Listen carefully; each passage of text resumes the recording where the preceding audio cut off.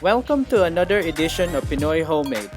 This is JP, and today's video, I will show you how to make Ginataang BILO BILO. And here are the ingredients. Coconut milk,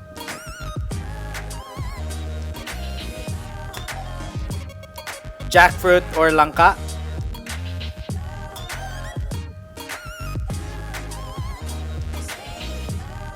palm nut or kaong,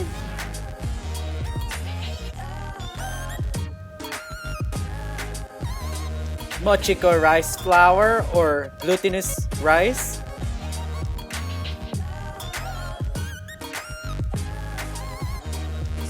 light brown sugar,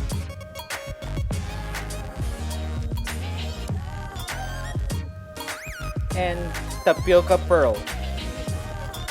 And we also need purple yam, sweet potatoes, taro root, and banana or saba. If saba is not available, you can use plantains as substitute. Let's get started. First, for sticky rice balls, add half cup of water to 1 cup glutinous rice, then form 3/4 inch balls. Then set aside.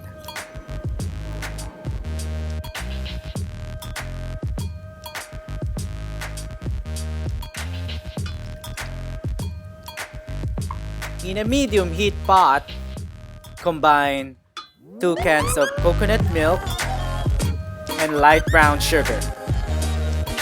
Mix well.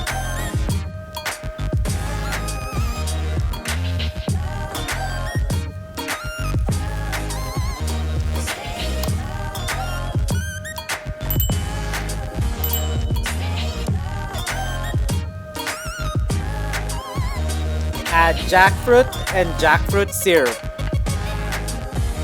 Mix again until it boils.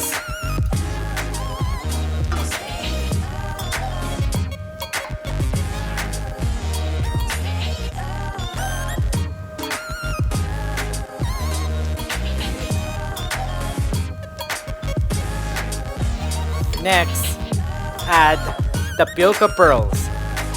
Keep on mixing so that tapioca pearls will not stick into the bottom of the pot.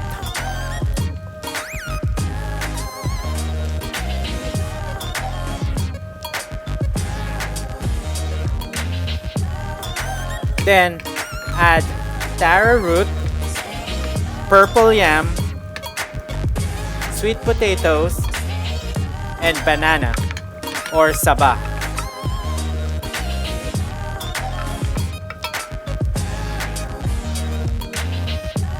Mix it again and let it simmer in low to medium heat for 10 minutes or until tender.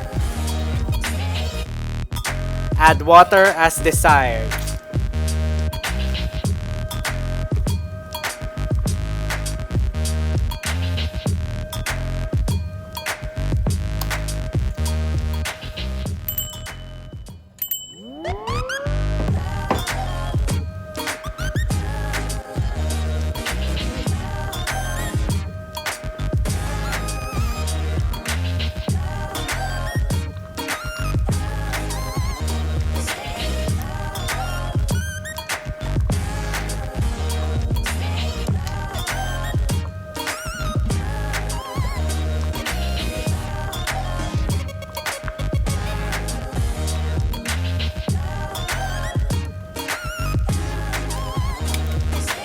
Add sticky rice balls and simmer again for another 5 minutes with occasional stirring.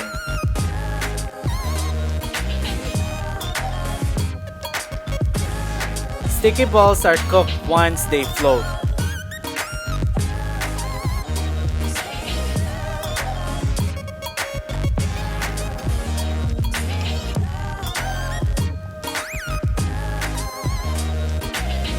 And finally, add palm nuts or kaong and stir again.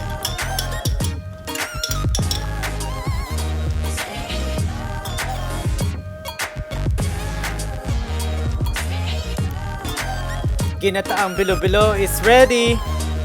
Bon appetit!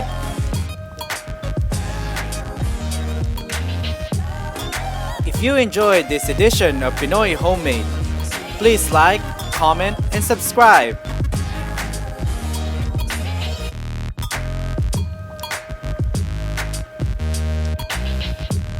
Thanks for watching!